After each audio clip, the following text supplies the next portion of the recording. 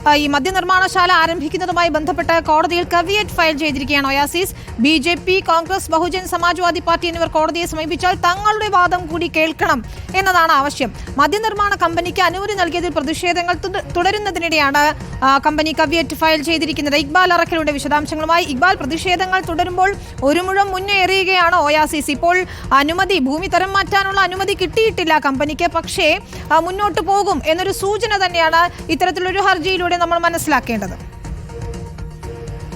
വിനിത, വിവിധ തരത്തിലുള്ള പ്രശ്നങ്ങൾ നേരിടുന്നതിനിടയിലാണ് പ്രതിഷേധങ്ങൾ ഒയാസിസ് കൊമേഴ്ഷ്യൽ ആരംഭിക്കുന്ന മദ്യനിർമ്മാണശാലയ്ക്കെതിരെ കനത്ത പ്രതിഷേധങ്ങൾ ഉയരുന്നത്.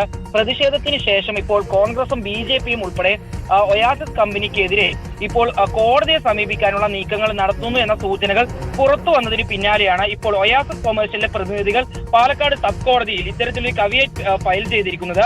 അതായത് ഈ മദ്യനിർമ്മാണശാലയ്ക്കെതിരെ BJPയോ കോൺഗ്രസോ ബഹുജൻ സമാജ്വാദി പാർട്ടിയോ ഏതെങ്കിലും രീതിയിലുള്ള പരാതികളുമായി എത്തിയാൽ അത് തങ്ങളുടെ ഭാഗം കൂടി കേട്ടതിന് ശേഷം മാത്രമേ നടപടികൾ സ്വീകരിക്കാൻ പാടുള്ളൂ, അല്ലെങ്കിൽ അത്തരത്തിലുള്ള ഒരു അഭ്യർത്ഥനയാണ് ഇപ്പോൾ ഒയാസിസ് കൊമേഴ്ഷ്യലിലെ പ്രതിനിധികൾ കോടതിയിൽ സമർപ്പിച്ച ഈ കവിയറ്റിലൂടെ വ്യക്തമാവുന്നത്.